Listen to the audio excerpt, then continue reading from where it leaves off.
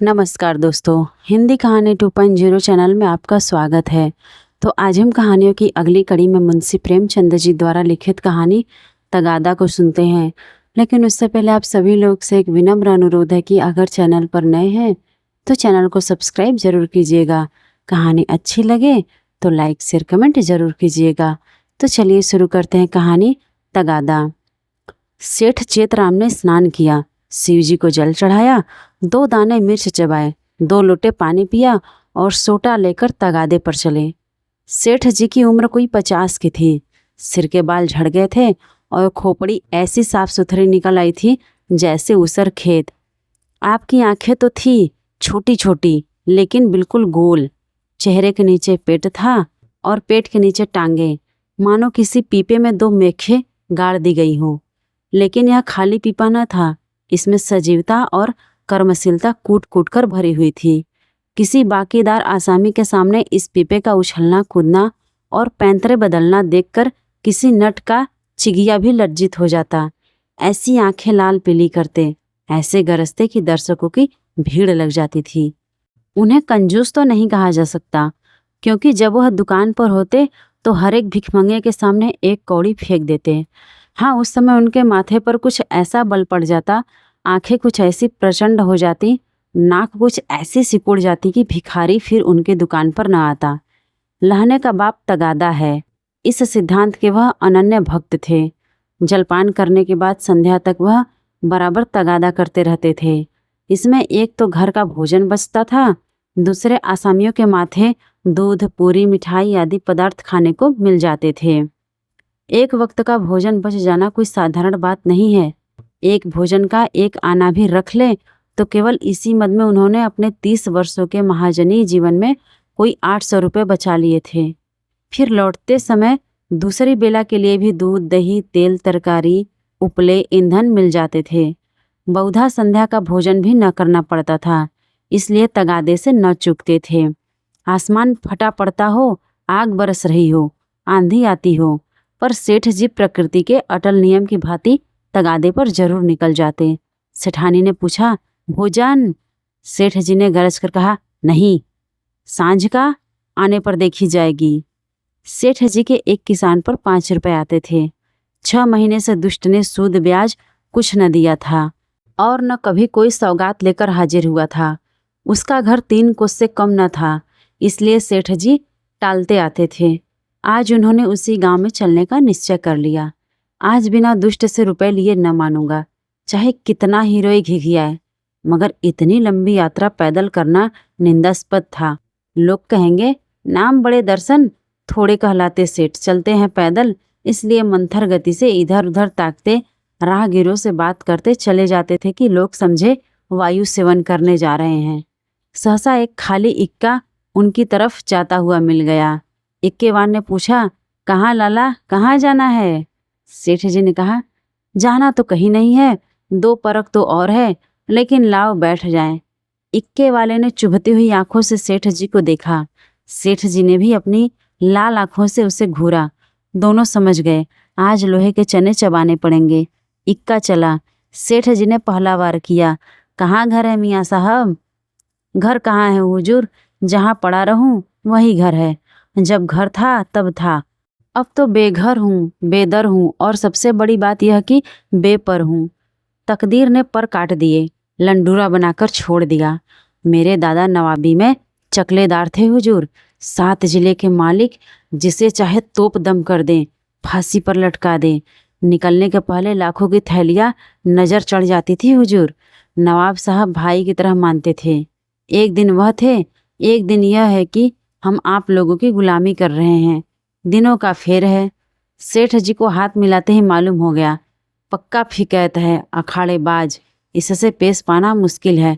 पर अब कुश्ती तो बद गई थी, अखाड़े में उतर पड़े थे। बोले, तो यह कहो कि बादशाही घराने के हो, यह सूरत ही गवाही दे रही है। दिनों का फेर है भाई, सब दिन बराबर नहीं जाते। हमारे यहाँ लक्ष्मी को चंचला कहते हैं, बराबर चलती रहती है। आज मेरे घर, कल तुम्हारे घर। तुम्हारे दादा ने रुपए तो खूब छोड़े होंगे। इक्के वाला बोला, अरे सेठ, उस दौलत का कोई हिसाब न था। न जाने कितने तहखाने भरे हुए थे, बोरों में सोने चांदी के डले रखे हुए थे। जवाहरात टोकरियों में भरे पड़े थे। एक एक पत्थर 50-50 लाख का। दमक ऐसी थी कि चिराग मात खा ले। मगर तकदीर भी तो कोई चीज़ है। इधर दादा का 40वां हुआ, उधर नवाबी बुर्द हुई। सारा खजाना लुट गया। छक्कड़ों पर लाद लाद कर लोग जवाहरात ले गए। फिर भी घर में इतना बच रहा था कि अब्बा जान ने जिंदगी भर ऐश किया। 16 कहारों के सुखपाल पर निकलते थे। आगे पीछे चौबदार दौड़ते चलते थे। फिर भी मेरे गुजर भर को उन्होंने बहुत छोड़ा। अगर हिसाब किताब से रहता तो आज भला आदमी होता, लेकिन रईस का बेटा रईस ही होगा। एक बोतल चढ़ाकर बिस्तर से उठता था, रात रात भर मुजरे होते रहते थे। क्या जानता था एक दिन यह ठोकरें खानी पड़ेंगी।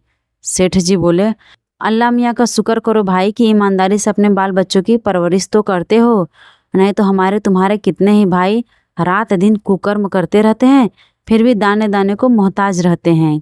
ईमान की सलामती चाहिए, नहीं दिन तो सभी के कट जाते हैं। दूध रोटी खाकर कटे तो क्या, सूखे चने चबाकर कटे तो क्या। बड़ी बात तो ईमान है। मुझे तो तुम्हारी सूरत देखते ही मालूम हो गया था कि नीयत के साफ अच्छे आदमी हो। बेईमानों की तो सूरत से ही फटकार बरसती है। इक्के वाला बोला, सेठ जी आपने ठीक कहा कि ईमान सलामत रहे तो सब कुछ है। आप लोगों से 4 पैसे मिल जाते हैं, वही बाल बच्चों को खिला पिलाकर पड़ा रहता हूँ हुजूर। और इक्के वाले को देखिए तो कोई किसी मर्ज में मुब्तला है, कोई किसी मर्ज में।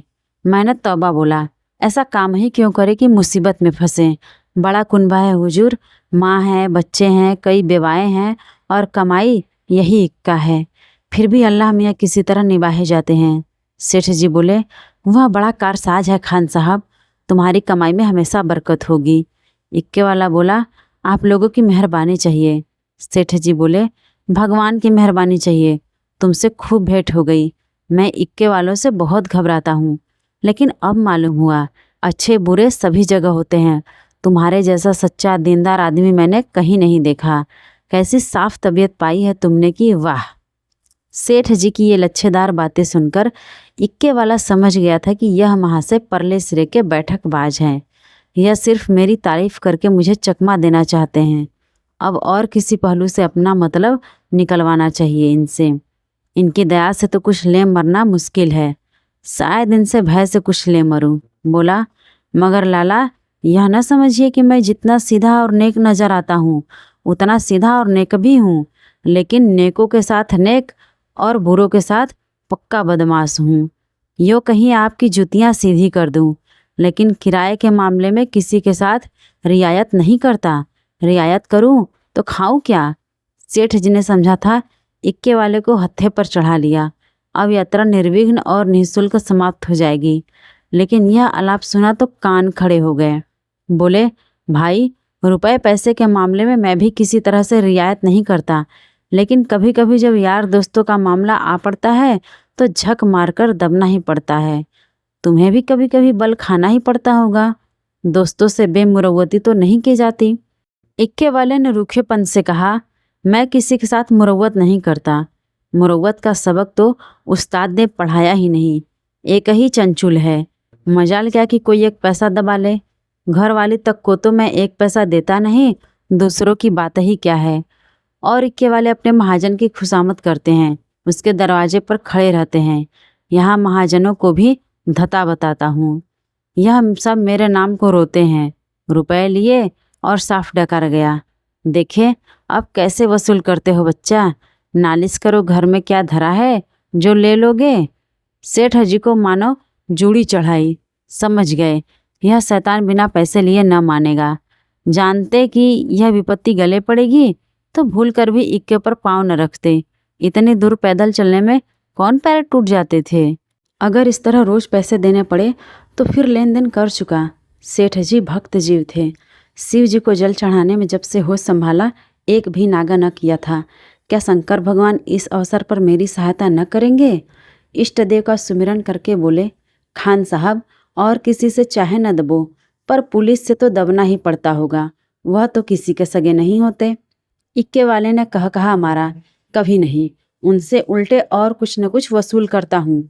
जहाँ कोई शिकार मिला झट सस्ते भाड़े बैठाता हूँ और थाने पर पहुँचा देता हूँ। किराया भी मिल जाता है और इनाम भी। क्या मजाल कि कोई बोल सके। लाइसेंस नहीं लिया आज तक। लाइसेंस मजे में सदर में इक्का दौड़ाता फिरता हूँ। कोई साला चू नहीं कर सकता।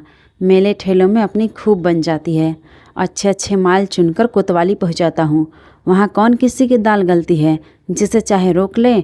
1 दिन 2 दिन 3 दिन 20 बहाने हैं। कह दिया शक था कि यह औरत को भगाए लिए जाता था। फिर कौन बोल सकता है। साहब भी छोड़ना चाहे तो नहीं छोड़ सकते। मुझे सीधा न समझिएगा। 1 नंबर का हरामी हूँ। सवारियों से पहले किराया तय नहीं करता। ठिकाने पर पहुंचकर 1 के 2 लेता हूँ। जरा भी ची चुपड़ किया तो आस्तीन चढ़ा पैतरे बदल कर खड़ा हो जाता हूँ। फिर कौन है जो सामने ठहर सके। सेठ जी को रोमांच हुआ। एक हाथ में सोटा तो था पर उसका व्यवहार करने की शक्ति का उनमें अभाव था। आज बुरे फंसे। न जाने किस मनहूस का मुंह देखकर घर से चले थे। कहीं यह दुष्ट उलझ पड़े तो 10-5 दिन हल्दी सोठ पीना पड़े।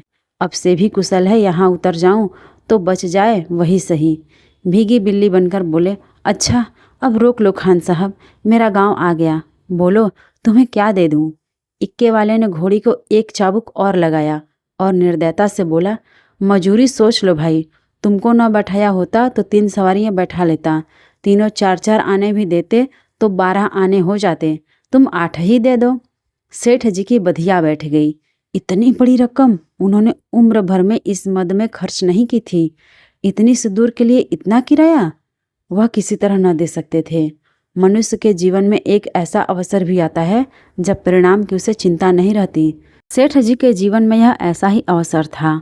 अगर आने 2 आने की बात होती तो खून का घूंट पीकर दे देते, लेकिन 8 आने के लिए जिसका द्विगुण एक कलदार होता है, अगर तू मैं ही नहीं हाथापाई की भी नौबत आए तो वह करने को तैयार थे।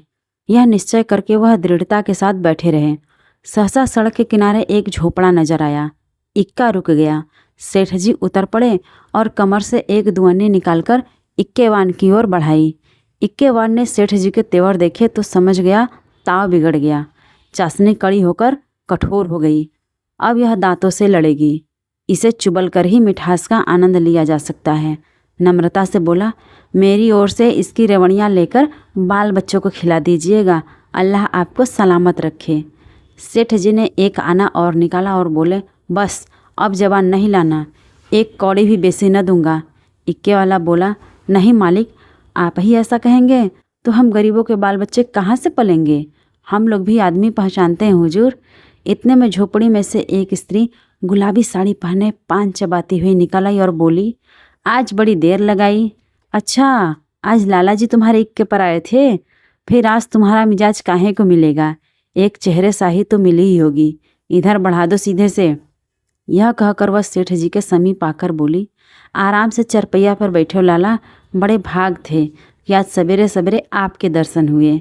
उसके वस्त्र मंद मंद महक रहे थे। सेठ जी का दिमाग ताज़ा हो गया। उसकी ओर कनखियों से देखा। औरत चंचल, बाकी कटीली, तेज तर्रार थी। सेठानी जी की मूर्ति सहसा आंखों के सामने आ गई, जो कि भद्दी, थल-थल, पिल-पिल, पैरों में बेवाय फटी हुई, कपड़ों से दुर्गंध उड़ती हुई। सेठ जी नाम मात्र को भी रसिक न थे, पर इस समय आंखों से हार गए थे। आंखों को उधर से हटाने की चेष्टा करके चारपाई पर बैठ गए। अभी कोस भर की मंजिल बाकी है, इसका ख्याल ही न रहा। स्त्री एक छोटी सी पंखिया उठा लाई और सेठ जी को झलने लगी। हाथ की प्रत्येक गति के साथ सुगंधा का एक झोंका आकर सेठ जी को उन्मत्त करने लगा। सेठ जी ने जीवन में ऐसा उल्लास कभी अनुभव न किया था। उन्हें प्रायः सभी घृणा की दृष्टि से देखते थे। चोला मस्त हो गया। उसके हाथ से पंखिया छीन लेनी चाहिए। तुम्हें कष्ट हो रहा है, ला मैं झल लूँ। यह कैसी बात है लाला जी, आप हमारे दरवाजे पर आए हैं, क्या इतनी खातिर भी न करने दीजिएगा। और हम किस लायक हैं, इधर कहीं दूर जाना है। अब तो बहुत देर हो गई, कहाँ जाइएगा। सेठ जी ने पापी आंखों को फेरकर और पापी मन को दबाकर कहा, यहाँ से थोड़ी दूर पर एक गांव है, वहीं जाना है। सांझ को इधर ही से लौटूंगा। सुंदरी ने प्रसन्न होकर कहा, तो फिर आज यहीं रहिएगा, सांझ को फिर कहाँ जाइएगा। एक दिन घर के बाहर की हवा भी खाइए, फिर न जाने कब मुलाकात होगी। इक्के वाले ने आकर सेठ जी के कान में कहा, पैसे निकालिए तो दाने चारे का इंतजाम करूं। सेठ जी ने चुपके से अठन्नी निकाल कर दे दी। इक्के वाले ने फिर पूछा, आपके लिए कुछ मिठाई लेता हूँ? यहाँ आपके लायक मिठाई तो क्या मिलेगी? हाँ, मुँह मीठा हो जाएगा। सेठ जी बोले, मेरे लिए कोई ज़रूरत नहीं। हाँ, बच्चों के लिए यह 4 आने की मिठाई लिवाते आना। चवन्नी निकालकर सेठ जी ने उसके सामने ऐसे गर्व से फेंकी मानो इसकी उनके सामने कोई हकीकत नहीं है। सुंदरी के मुंह का भाव तो देखना चाहते थे, पर डरते थे कि कहीं वह यह न समझ ले लाला चवन्नी क्या दे रहे हैं, मानो किसी को मोल ले रहे हैं। इक्के वाला चवन्नी उठाकर जा ही रहा था कि सुंदरी ने कहा, सेठ जी चवन्नी लौटा दो। लपक कर उठा ली। शर्म नहीं आती? यह मुझसे रुपए ले लो, 8 आने की ताज़ी मिठाई बनवा कर लाओ। उसने रुपया निकाल कर फेंका। सेठ जी मारे लाज के गड़ गए। एक इक्केवान की भठियारें जिसकी टके की भी औकात नहीं, इतनी खातिरदारी करे कि उनके लिए पूरा रुपया निकाल कर दे दे, यह भला वह कैसे सह सकते थे? बोले, नहीं, यह नहीं हो सकता। तुम अपना रुपया रख लो, मैं रुपए दिए देता हूँ। यह लो 8 आने की ले आना। इक्केवान तो उधर मिठाई और दाना चारे की तलाश में निकल पड़ा। इधर सुंदरी ने सेठ से कहा, वह तो अभी देर में आएगा लाला, तब तक पान तो खाओ। सेठ जी ने इधर उधर ताक कर कहा, यहाँ तो कोई तंबोली नहीं है। सुंदरी उनकी ओर कटाक्षपूर्ण नेत्रों से देखकर बोली, क्या मेरे लगाए पान तंबोली के पानों से भी खराब होंगे? सेठ जी ने लज्जित होकर कहा, नहीं, यह बात नहीं, तुम मुसलमान हो ना? सुंदरी ने विनोदमय आग्रह से कहा, खुदा की कसम, इसी बात पर मैं तुम्हें पान खिलाकर ही छोड़ूंगी। यह कहकर उसने पानदान से एक बीड़ा निकाला और सेठ जी की तरफ चली। सेठ जी ने 1 मिनट तो हाँ किया, फिर दोनों हाथ बढ़ाकर उसे हटाने की चेष्टा की, फिर जोर से दोनों होठ बंद कर लिए। पर जब सुंदरी किसी तरह न मानी तो सेठ जी ने अपना धर्म लेकर बेतहाशा भागे। सोटा वही चारपाई पर रह गया।